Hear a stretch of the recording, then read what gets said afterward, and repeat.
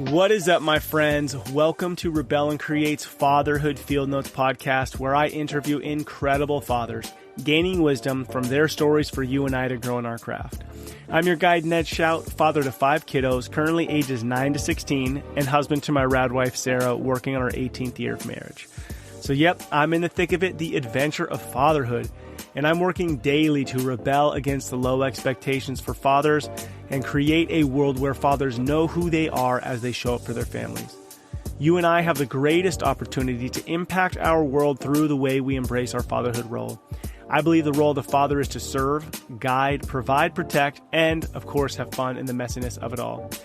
I'm so stoked for you to hear from today's guest, Skylar Lewis. This is his second time on the show. He has built an incredible Christian businessmen's organization, empowering men to live to their full potential. He recently launched his book, The 2-Day CEO, which we go into the principles of the book, as well as how Skylar is living that out. And we just have a wonderful conversation, digging deep into some very practical applications to help men lead their home. Enjoy hearing from my friend, Skylar. All right, everybody, welcome to another episode of Fatherhood Field Notes. I kind of wish this was live right now because I'm so jacked, except I need a haircut. But I want to welcome Skylar Lewis to the podcast. Second time on the show. Skylar, what's up, man? Thanks for being here. Yeah, dude, super excited, man. This is such a blessing, man. I had such a great time on the last time I was on, and lots changed, man. It's good to see your face. Dude, a lot's changed, which we'll get into that. That was episode number 26.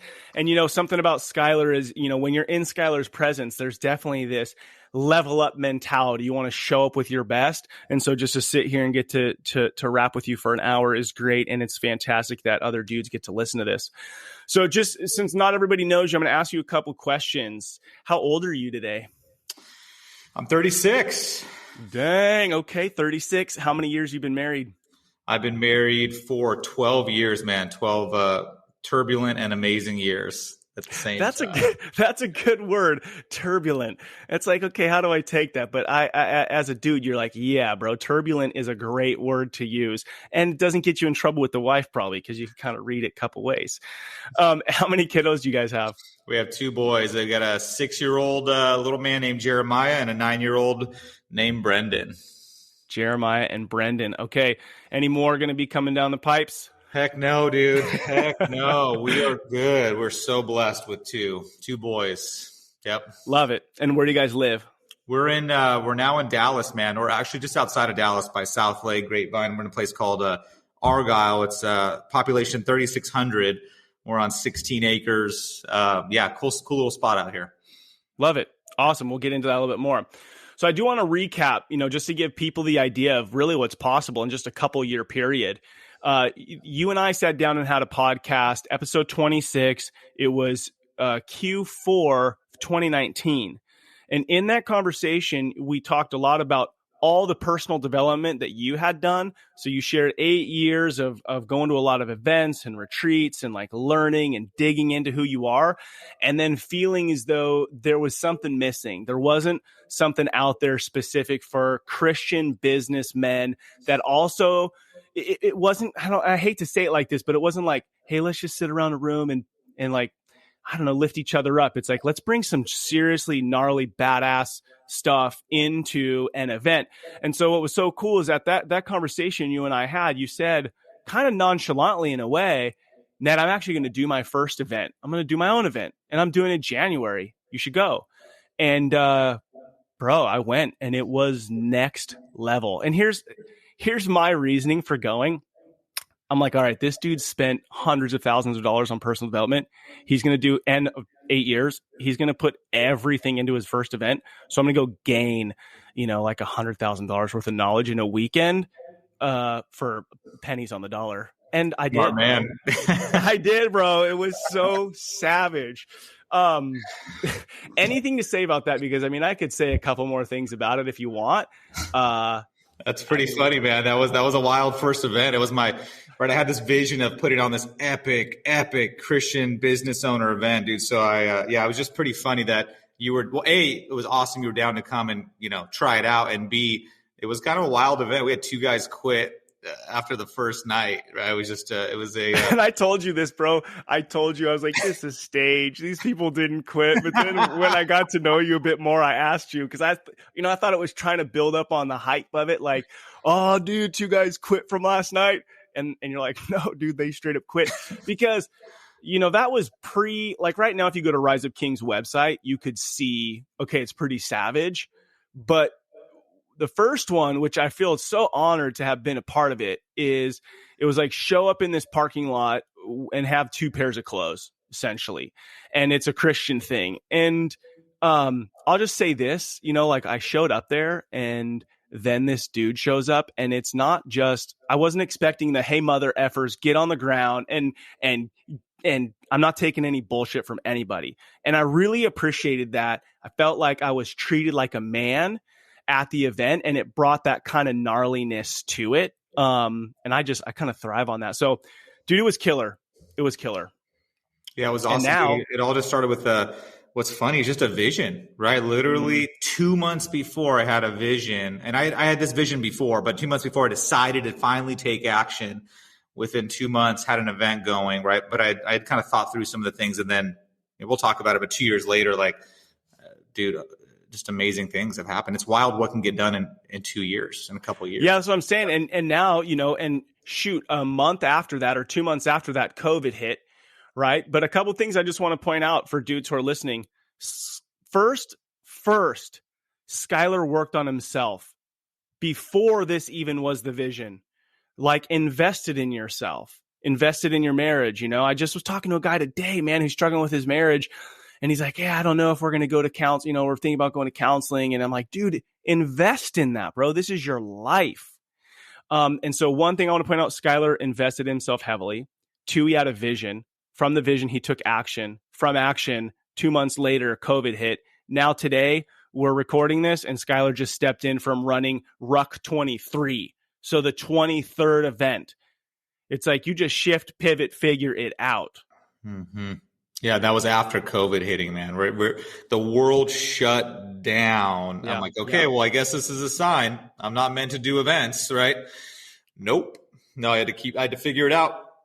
Yeah, dude, I just want to throw this out there. I just did listened to a podcast the other day of this 34-year-old woman who is like crushing it, and she's a believer, and she makes this comment that Christians stop too many times because when a struggle comes along, they're like, I guess the door's being shut. And she's like, I would have quit so long ago if I read every struggle as a God shutting the door.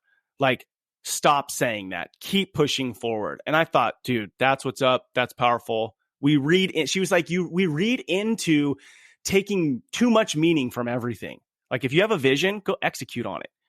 Dude, it's super good. All right. So I want to jump into this first. You moved from Southern California to Texas, and a lot of people are moving right now. So when I'm in a conversation with a dude, I really want to uncover just a couple nuggets from you, as dudes might be thinking, hey, I want to move my family. And so maybe you could just share what was like something really great that came from it. What was a struggle that came from it that you didn't realize? Yeah. So something, staying on your talk track, those questions, because I could go off on a ton of stuff around this topic. But one of a blessing that came from it, man, was taxes. Major tax break was obviously a blessing. Let me list out a couple of the blessings and the good things that came from. One was tax breaks. 2 was just meeting some cool people. There's a lot of awesome people out in Texas. And 3 is we have more land, man. We have more property. We're not in the concrete jungle, which we were in Southern California. And so we have more property. We have also a lot more freedom, specifically in Texas. It's the Texas pride, man. So we have a guest house, and inside the guest house there is a kitchen, a second kitchen, and inside, guess what shape the sink is? Guess what shape they cut the sink out in? Texas? Yeah, the state of That's what's up, dude. That's serious Texas pride. Dude, 100%. There's Texas stars everywhere. Like, you don't see that in California. You don't see people cutting their sinks out in the shape of California. Like, there's no California pride. It's like, but Texas, dude, they're like everywhere. So, yeah, super cool being in a state that has a lot of pride and that really cares about their independence and keeping their culture strong. So, very, very, very cool. And I'd say what was the second question? It was what was like an unforeseen struggle in it, right? You're moving your wife and your two boys. So was there any unforeseen kind of struggle that you came across? Yeah, I think just the disconnect and leaving friends and family. Mm-hmm. Like, and then how difficult, it was a little bit more difficult to make friends out here since we've been out here. So cool people. I mean, we're pretty busy. But it's just it's all new. It's all new friendships. So we don't have the depth of friendships, right? Friendships from many, many years in California. Now we leave that. And so that I think that was foreseen, but I didn't realize it was a lot. It was a lot more challenging, right? To make those friends and to kind of get connected and yeah. Yeah. And I think that's a big thing that holds people back, especially grandparents and maybe brothers, sisters, uncles, aunts, cousins. So when you're sitting there going, we should just stay, right? When you're having that conversation with your wife and you're like, we should just stay because of family and relationships.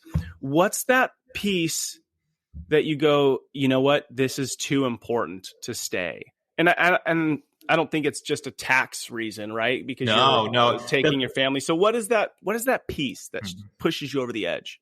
Yeah, for us, the biggest thing was really the political side of stuff in California. So it was vaccines. We didn't want to get our kids vaccinated. We just saw the state that we were in continuing to get more liberal and just really tighten up on restrictions of just less freedom. And so as we just saw, we didn't see that stopping anytime soon.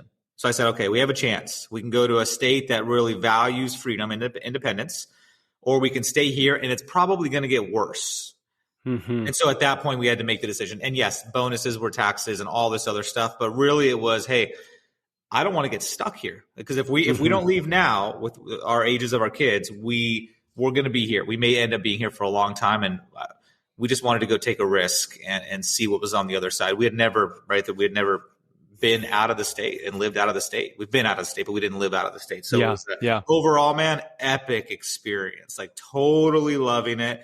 Would never. I mean, we don't even think about California anymore. It is just a major we're having so much freaking fun on the property, just meeting new people, the culture, the restaurants, it's all of it's a lot of it's very novel. It's a lot of fun. Cool. Yeah. Something you said I just want to reiterate is we chose to take a risk. So you know what that says is at the end of the day, you're having multiple conversations with your wife, you're doing pros and cons lists, you're doing this, and this. And at the end of the day, you only know what you know. And so you take a risk. And then you said we took a risk and we're going to see what's on the other side. And I just want to encourage men, to live that way. That's fun. You are a man and you are supposed to take risk, calculated risk, but still risk. Otherwise you just do the same thing forever. And if that's what you like, cool. But if you feel like you want to take a risk, there's something stirring inside you, just freaking do it. Well, so on that note, real quick, man, that's kind of what we teach on, right? With Rise of Kings is getting guys uncomfortable, is getting in a painful, being okay with the pain. And guess why do you think people don't want to take a risk? It's because they're afraid of the pain. They're afraid of the discomfort, right? Like not having the friends, they're afraid of all of the pain. When in reality, man, the more we can live on, guys get fired up by living on the edge. That's where we thrive. We become kind of numb when stuff's too comfortable. And so we almost have to take a risk to get outside of our comfort zones, and then taking risk becomes easier. So I love that you challenge guys to take a risk and live. That's how you live. It's freaking awesome. That's what I admire about you is your willingness to go do stuff outside the box, right? Move to Hawaii, just the things you've done represent taking a risk and being fun and living a life of an adventure. Yeah. And that's what it comes down to is just being willing to take that one step, and people are like, oh, that's wild. You moved to Hawaii, or probably to you, that's wild. You just picked up and moved. And it's not that I have anything much more, as far as I'm not crazier. I just am willing to put myself out there just a little bit. And you get a taste of that risk. You get a taste of what it does for your family. So with that being said, and I do want to come back to the comfort thing in a little bit, but for your boys, okay, 6 and 9, pretty good ages to move. Have either of them experienced anything where you've had to show up for them as they've gone to new schools and are experiencing a new way of life? Great question. So Jeremiah's making friends quicker than Brendan was making friends. And so I've had to, I think during this time of transition, I had my mentor who's a pastor of a church. He told me, hey dude, during this transition, you gotta love on your family even more. Like this has to be, you have to show up even more than you've been showing up and just be there for them, because whether they show it on the outside or not, this could be some turmoil. There could be some turmoil, right? They could be going through stuff. And so I've just been more present with them, just more aware of their emotions, their ups and downs, and just being there by their side as they're moving into a brand new environment. And especially Jessica, it's been easier for her, but also hard for her too. So I've just been present with her and really, taking the time out. That's needed. So if you're going to move, don't just say, hey, my family's going to be good with it. You're going to have to invest a little bit more and take care of them a little bit more as they journey into this new land. Yeah. Yeah. Dig it. Okay. So dude, you just came out with a book, and I think it's perfect transition to go, how is this possible? You own a business in California and you live in Texas, and you just released a book called The 2-Day CEO, and killer, bro. And so here's what I'll say about it, and then I'm going to ask you some questions. I read it in 4 hours on the flight, or on a flight. I read the whole thing. I got 4 pages of notes. And what I love about Skylar is jam-pack every possible piece of value into something, right? I mean, whether it's a 3-day event for dudes, it's always going to be over the top. And so as I read it, I go, this is one of those books that's just pretty much a framework that you could take and utilize.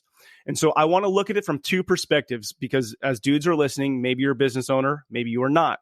So I want to look at it from both perspectives of the framework, the tools. So there's 18 lessons in there.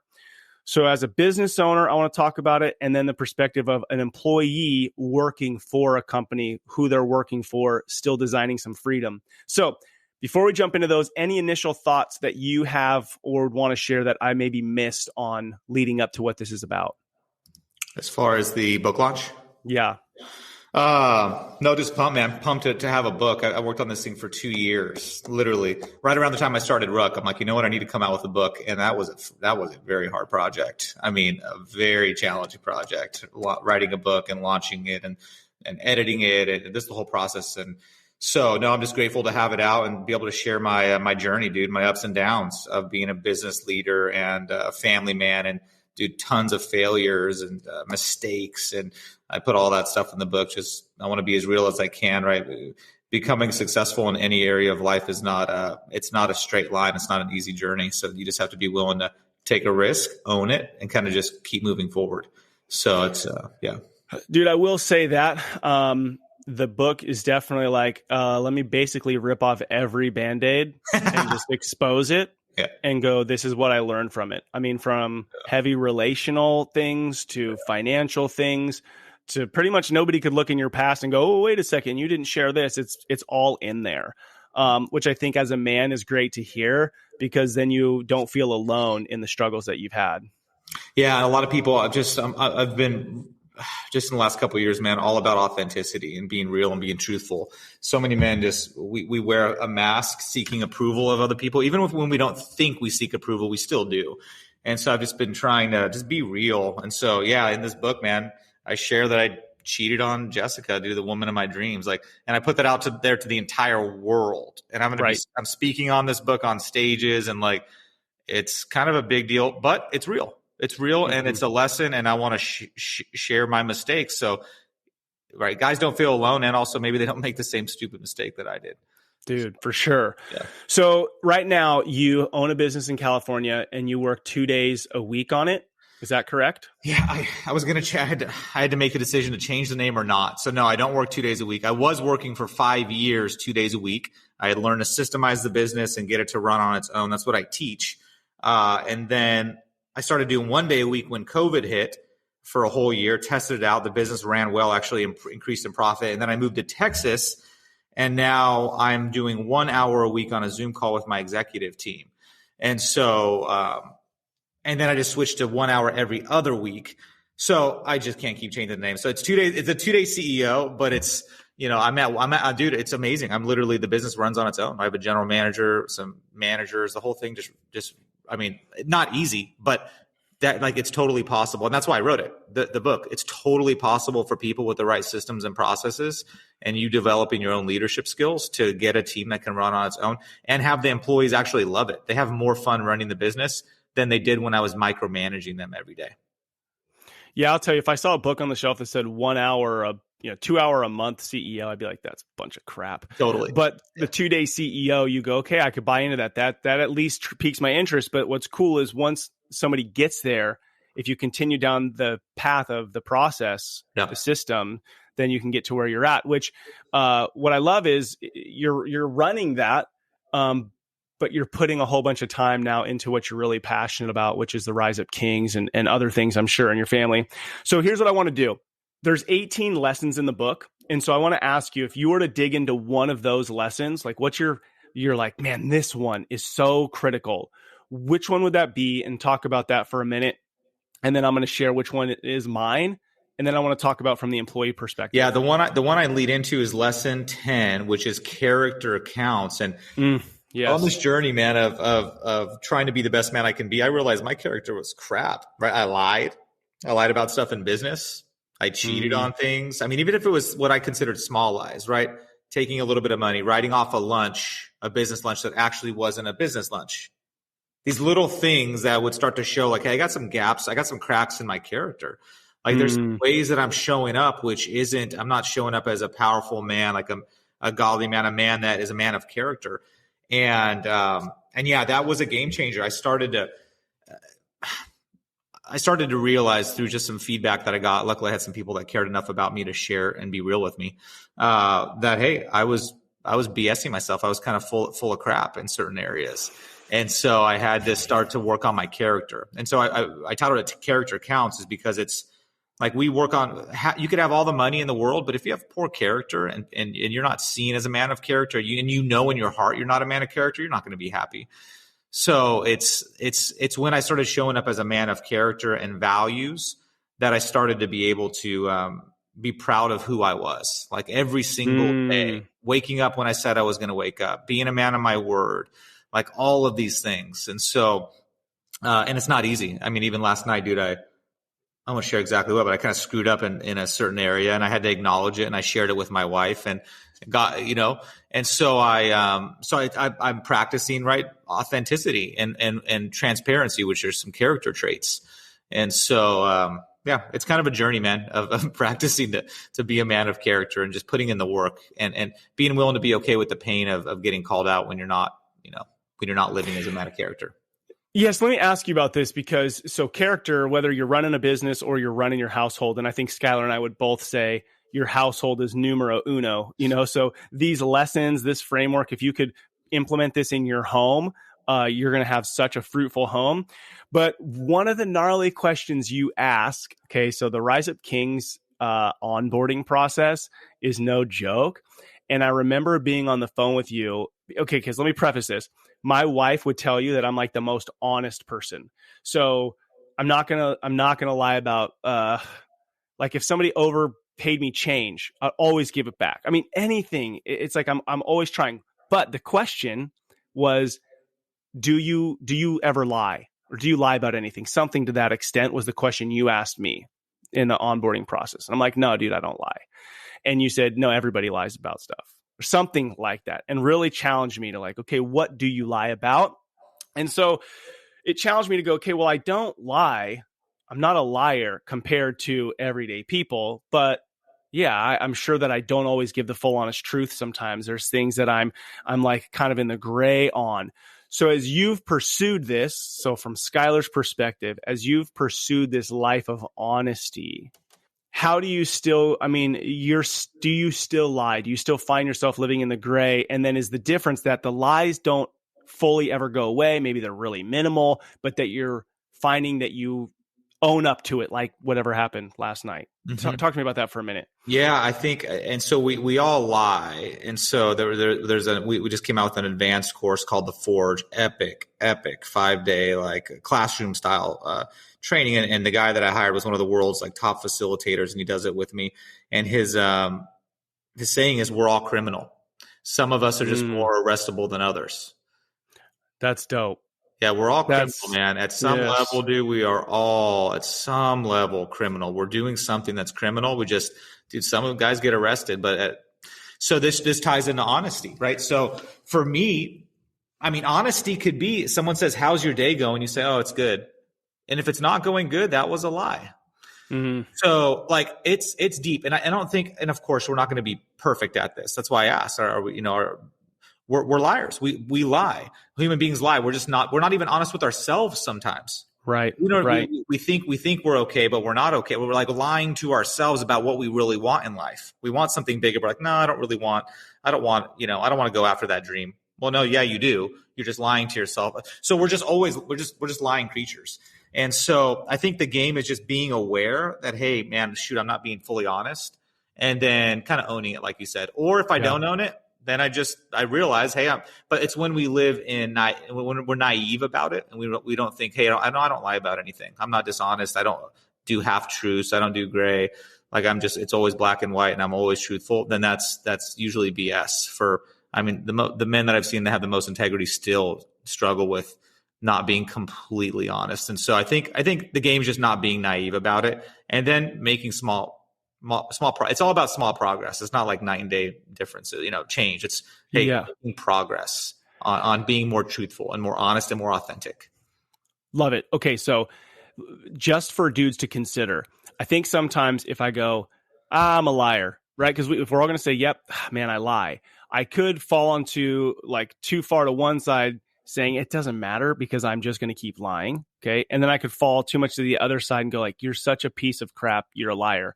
So is in the middle of that, this kind of dance of, I want to be authentic and I self-reflect and hold myself accountable. Would that be the middle road? Would you say? Yeah. I think in life, man, it's rarely black and white. We need to live within the tensions of life. The tension of it. Yeah. It's a tension of it. It's like, we got to wrestle with it. I think wrestling with topics, and these topics is fantastic. It's when we say either like, no, I'm good, or like we're very absolute. It's wrestling with ideas and topics like, could I be dishonest sometimes? Right. Wrestling with that is powerful. Jesus told parables, and the parables got people to wrestle with it. They weren't clear. They weren't clear. You had to wrestle. You had to sit. You had to chew on it. You had to go, what does that freaking mean? What does that really mean? Like he told that that's the way he taught. And so I don't want to give guys the straight answer always. I might share something where they have to wrestle with it. And so I think living within the tension of it is powerful. So not on the extremes, be right in the middle of just trying to be the best and just trying to catch yourself and not beating yourself up, which some guys, right, after training hundreds of guys, a lot of guys have a tendency to take the hammer out and beat themselves up. On a regular basis, right? Like, why'd you do that, you pussy? Like they just talk crap to themselves in their head, right? Negative self-talk. Yeah. So we don't want to be that guy, and we don't want to be the naive guy. It's like, no, everything's good. It's like, no, there are some issues. So yeah. Okay, so dude, lesson 10, character counts. That really just reminds me of a chapter that I loved about life happening for you. Would you talk about that for a minute? Yeah, dude, it's just a great concept that life happens for you, not to you. And it's been spoken before by lots of other people. It's a generally, I think, a known concept, but that's a simple way to say it. So life happens for you, not to you.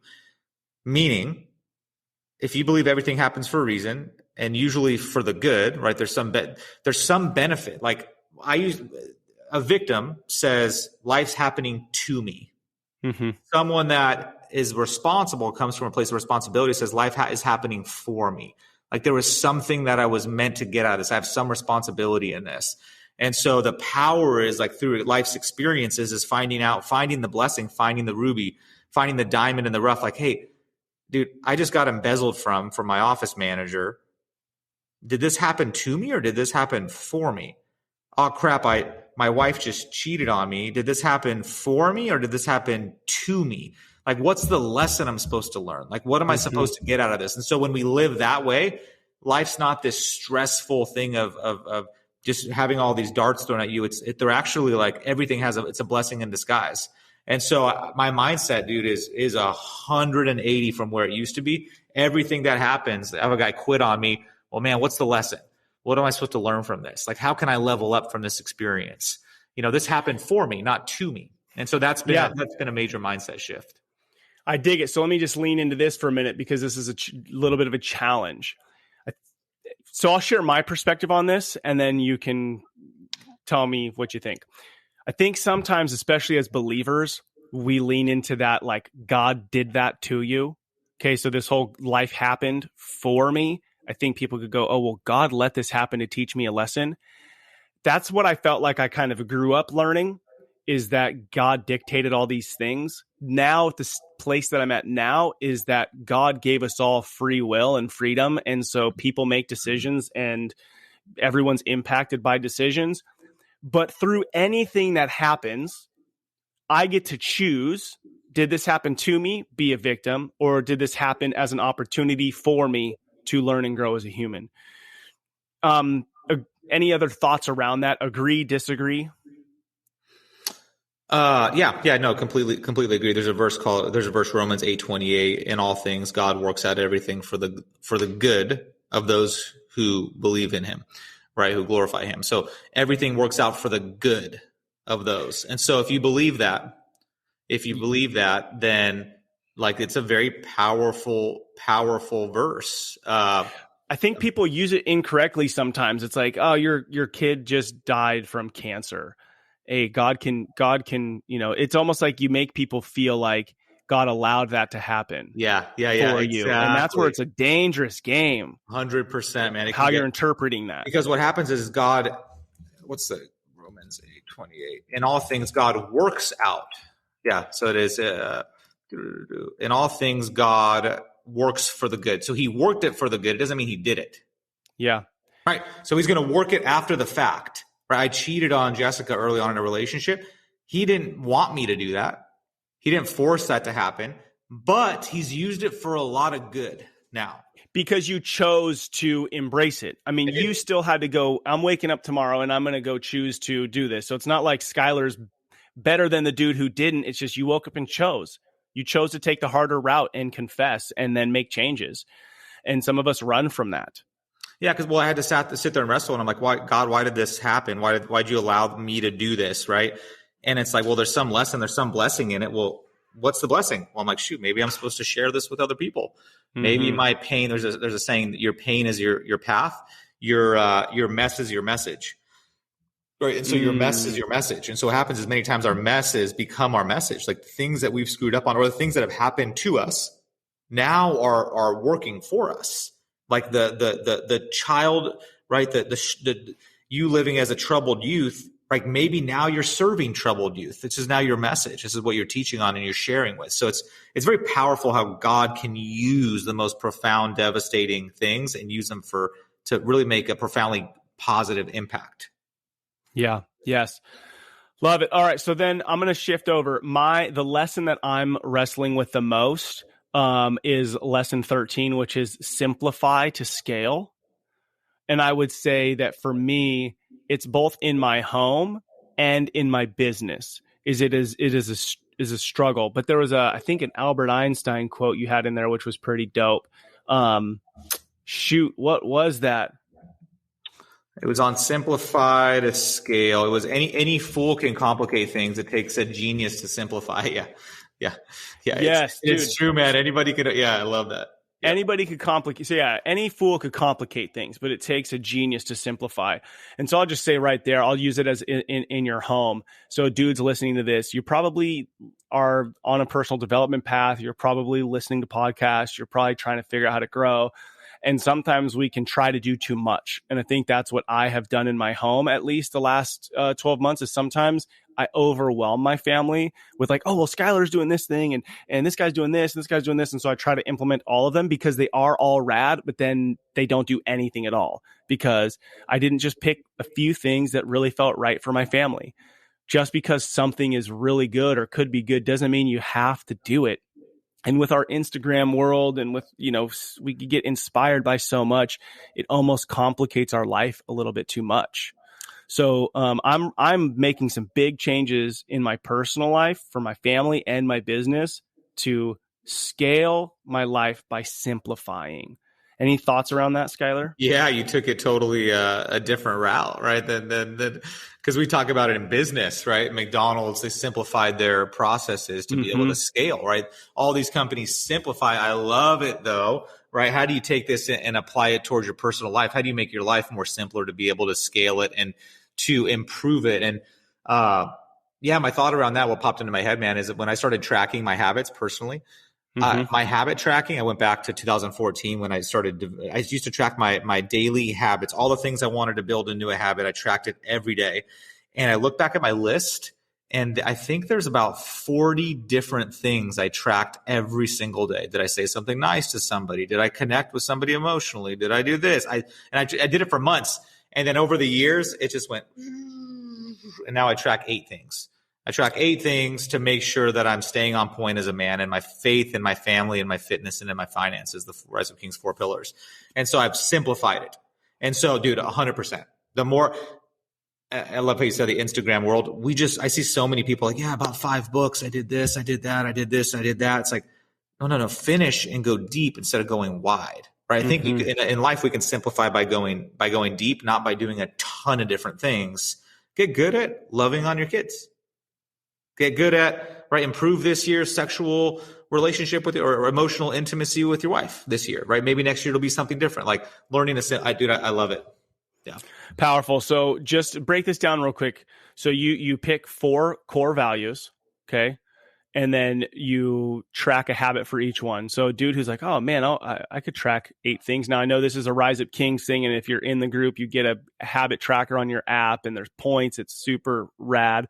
What are those 8 things if a dude is just starting to think about, man, okay, I could at the end of the day ask myself, did I X, Y, Z?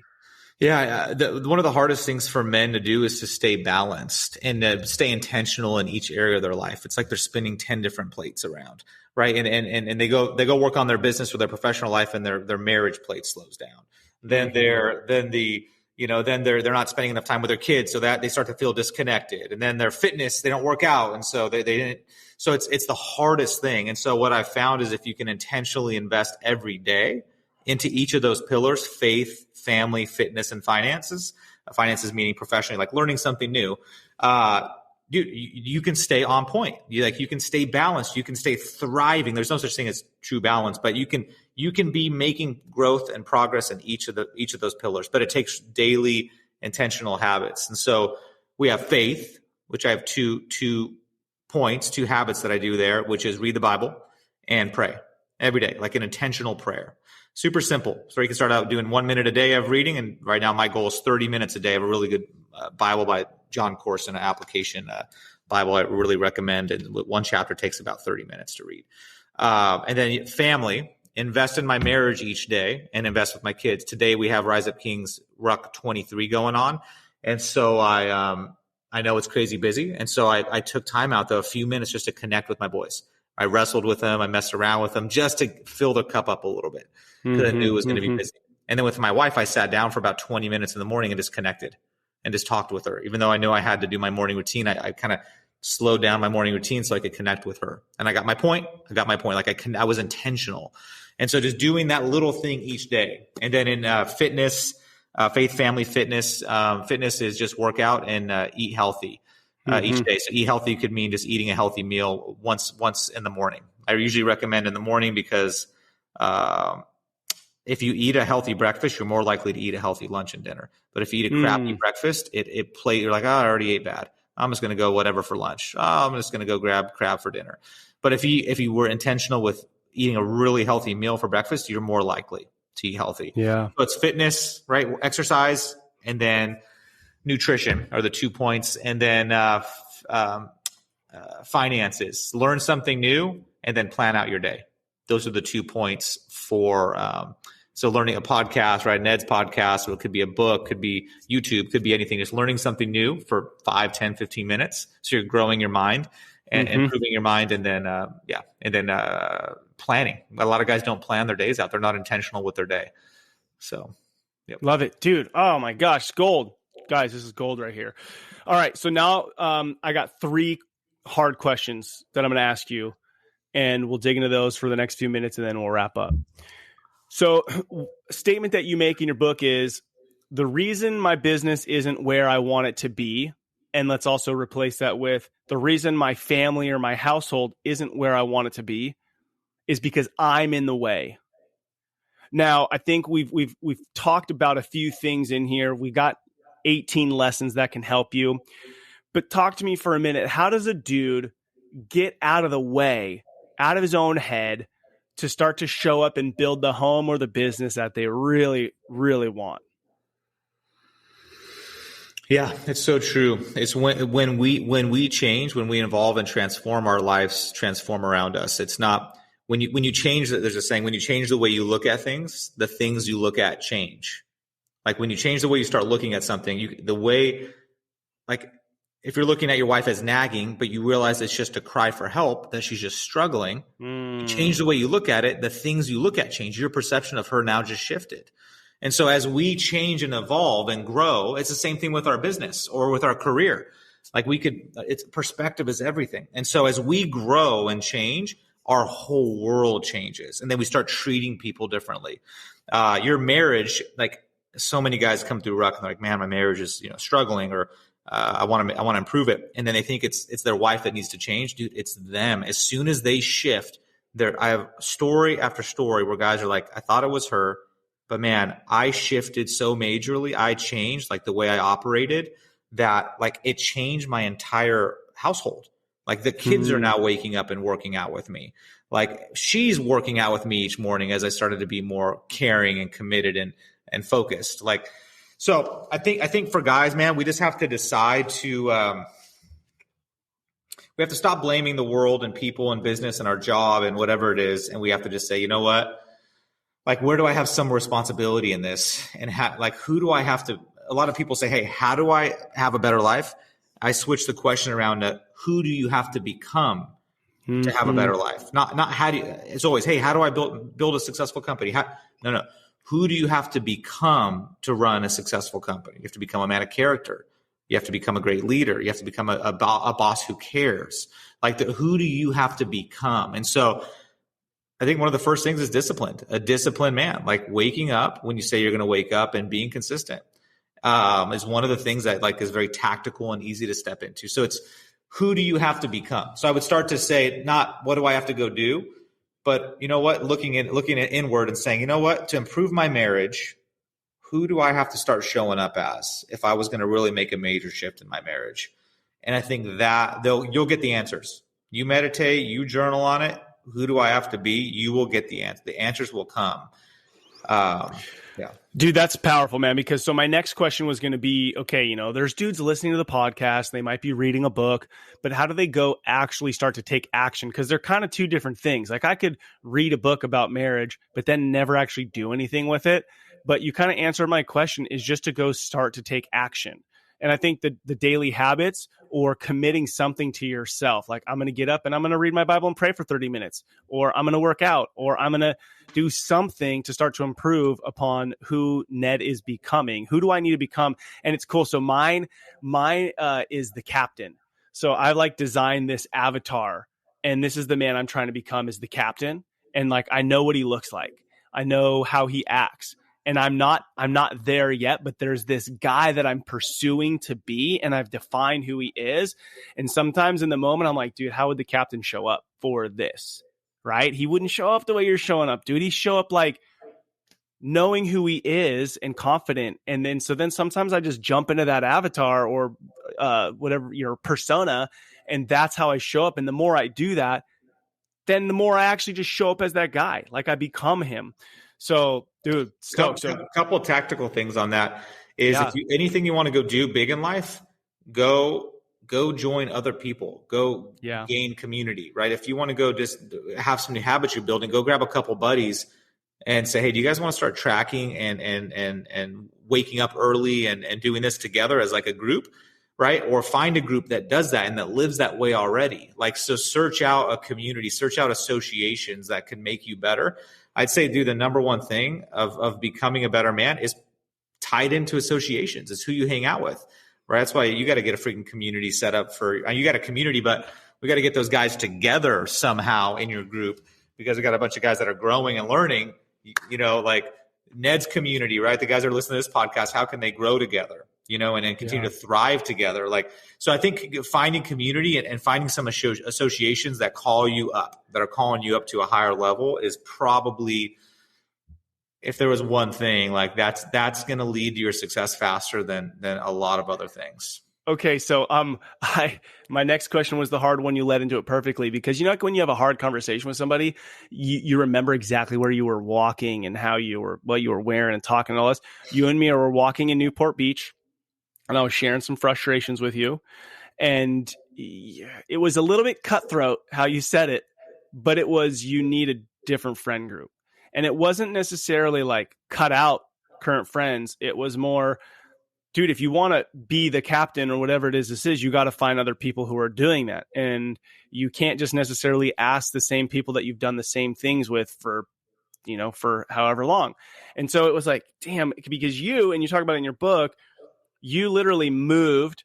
This is pre-Texas. You moved from a town you lived in and grew up in to Newport Beach. And I heard you say, like, I moved here so that I wasn't a big fish. I was a tiny baby goldfish.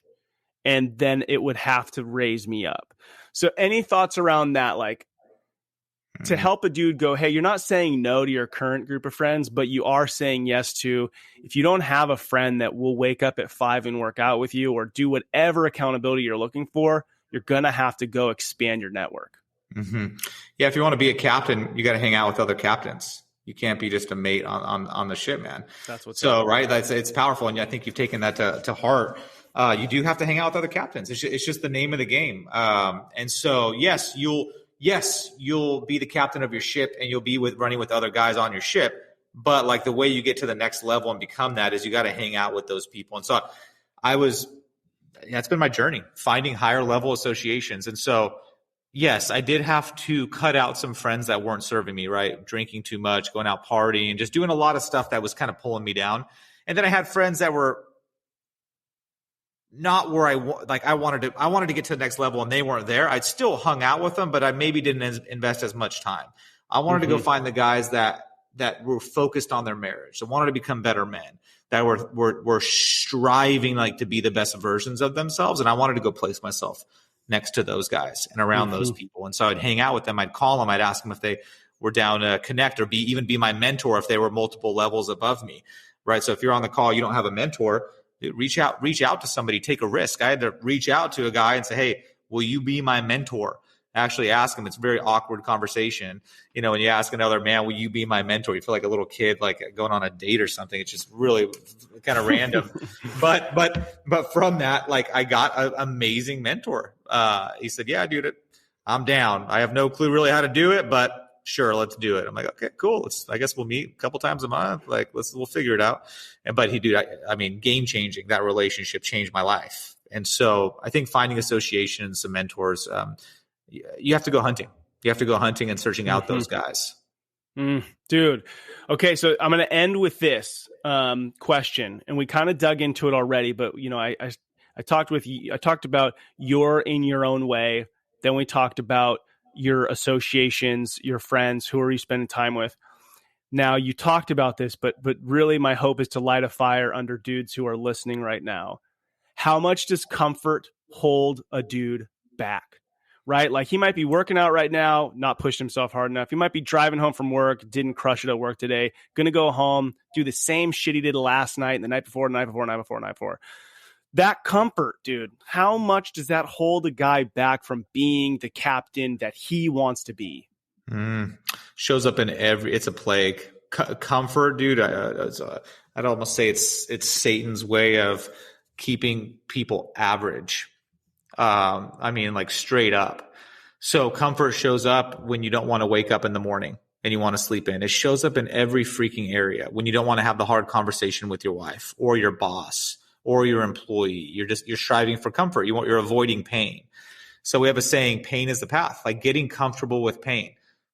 So whatever it takes, like we have guys at our event. We just started an event 2 hours ago, and I was out there, and yeah, we're kind of pushing these guys to start to get comfortable being painful, comfortable being in pain.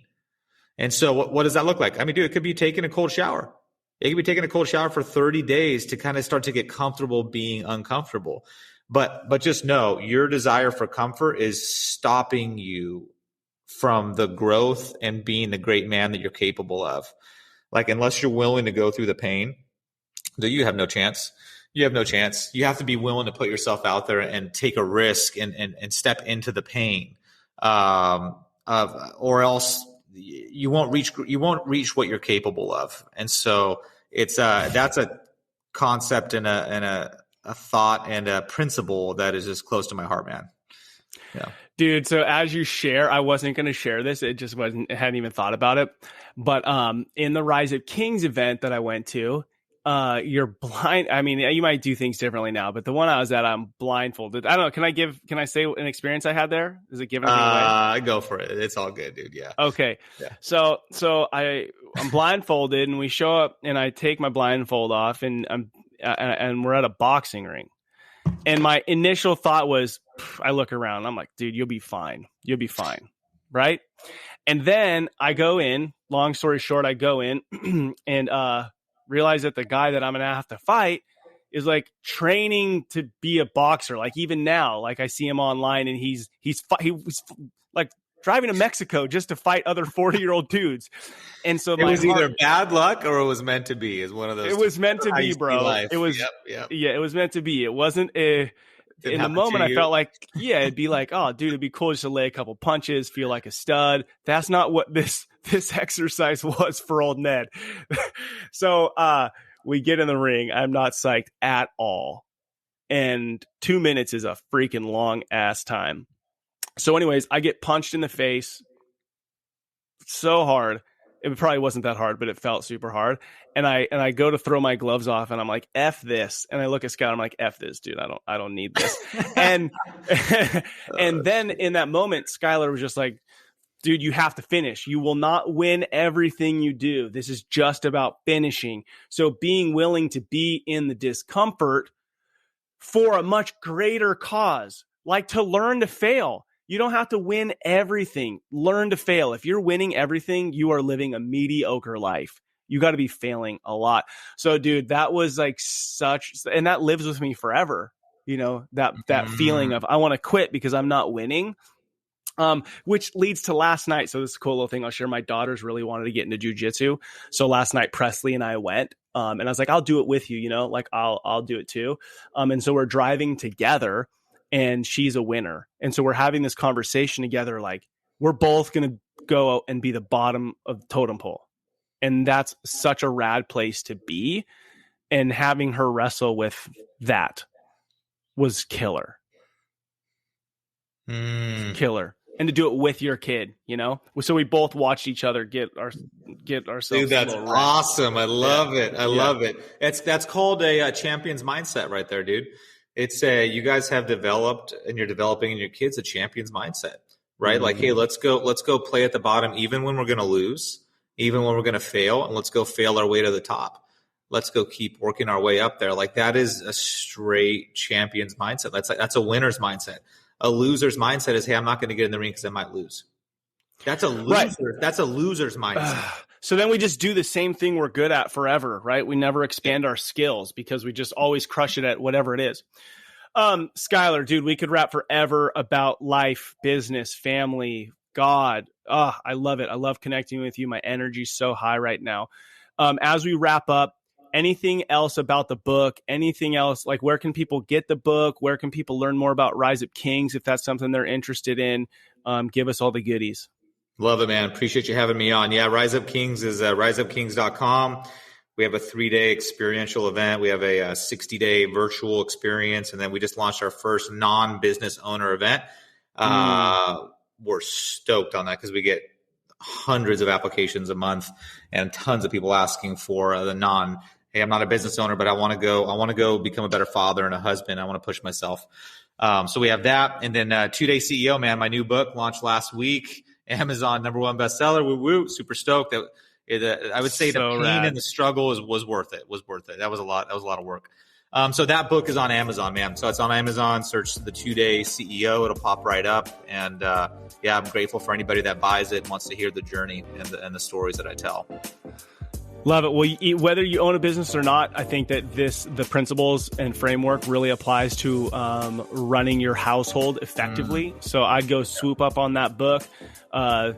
Easy way to go spend $20 and make huge impact in your life. Take the principle I took. I went to Skylar's 3-day event because I knew for pennies on the dollar I was going to get hundreds of thousands of dollars worth of knowledge in a weekend, and at a much lower price point. The other thing I'd say is, please, when you go buy a book, when you're supporting another man, father, Christian brother who's on a mission to make the world a better place, write a review on Amazon, because that really helps spread the word and get other people to buy into what matters most. And that is showing up and making the most of whatever God put in your path and taking care of that. So Skylar, keep being yourself, bro. Keep being that husband who fights for your wife, fight for your kids, and then share that with the world around you, and continue to level up men to want to be inspired to do the same thing. Love it, brother. Appreciate you, man, and everything that you're doing. I'm proud of you and grateful to be your friend. Yeah, same. Love it, dude. Well, until next time. What another incredible conversation from a dad who is truly going all out after life, not staying comfortable, not settling. I hope you were encouraged through this.